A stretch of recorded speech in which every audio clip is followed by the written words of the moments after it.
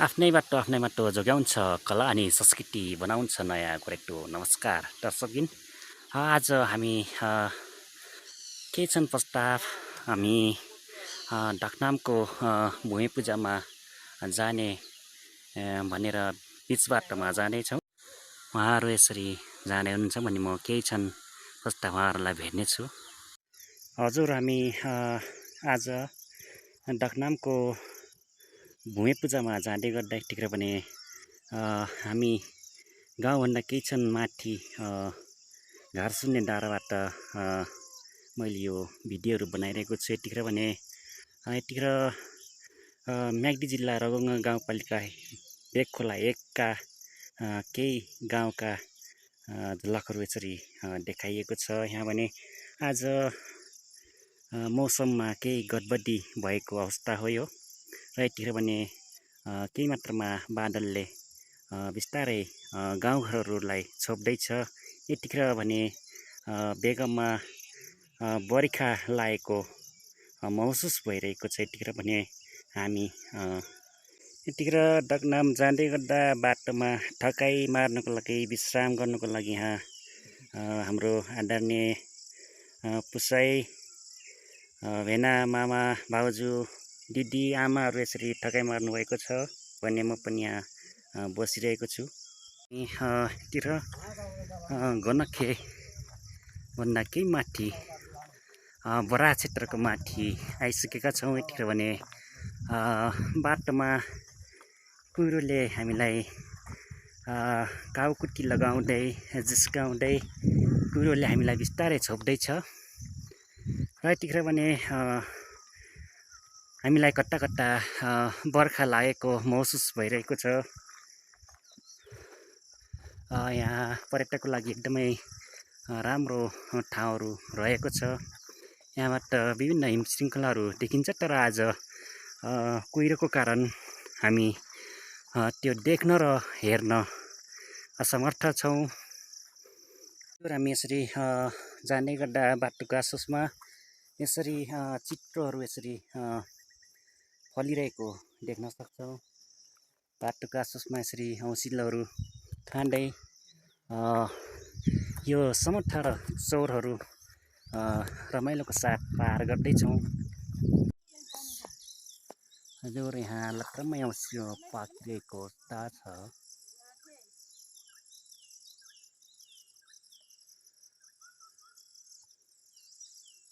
दर्शकबिन, हामी उकालो हिँड्दै गर्दा यतिखेर भने मन्द मन्द हावाहरूले हामीलाई कता कता स्पर्श गरिरहेको त छँदैछ, र आसपासमा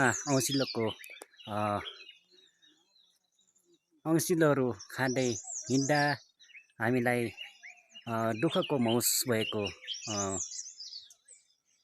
कुनै रतिभर देखिँदैन छैन पनि। हजुर दर्शकबिन, हामी ढकनाम जाने क्रममा यतिखेर भने हामी यो डाँडामा आएका छौँ। यतिखेर भने हामी रगुङ्गा 1 बेगखोला, रगुङ्गा 2 भगवती र रगुङ्गा 3 टिप्ले र रगुङ्गा 4 ढकनामको सिमाना साँधी सिमानामा छौँ। यतिखेर भने हामी यो ठाउँलाई उडेन ढुङ्गा भनेर चिनिन्छ, र यहाँ परापूर्वकालदेखि घाँस दाउरा गर्ने गोठालाहरू यस ठाउँमा आएर आँसी बन्चरोहरू उडाउने र आफ्नो कामतर्फ जाने भएकोले यहाँ उडेन ढुङ्गा भनेर चिनिन्छ। यहाँ ठुलो ढुङ्गामा उडेन गरेको देख्न पनि पाइन्छ। म देखाउने छु।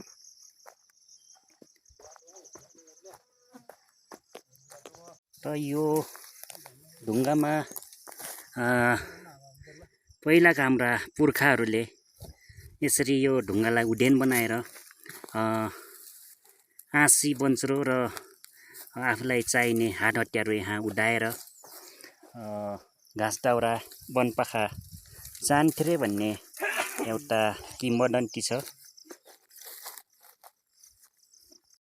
हजुर, हामी यो भिरको बाटो जाँदैछौँ, र यो भिरलाई हामी छिचोलेर हामी यो पल्लो डाँडा यो रुखहरू देखिने डाँडामा गएर फेरि ठगन मार्नेछौँ र त्यसपछि केही क्षण पश्चात करिब 1 घन्टाको हाराहारीमा हामी टकनाम गाउँमा पुग्नेछौँ र त्यहाँको पूजाको दृश्यहरू तपाईहरुलाई देखाउने नै छु। र हामी यो डाँडा पार गर्दै यसरी यो डाँडा यो जङ्गल छिचोल्दै हामी रगुङ्गा 4 डकनामको पाकिटेरा अर्थात् पाक्त्रा भन्ने ठाउँमा आएका छौँ। हजुर हामी करिब डकनाम गाउँमा आइसकेका छौँ। यहाँ ध्वजा पताका सहितको लिङ्गो यसरी राखिएको अवस्था छ र केही क्षण पश्चात यहाँ लिङ्गो जुडाइ कार्यक्रम हुने मैले खबर पाएको छु। त्यो पनि तपाईहरुलाई देखाउने नै छु। हजुर यो डकनामको रगुङ 4 डकनामको यो भूमिठान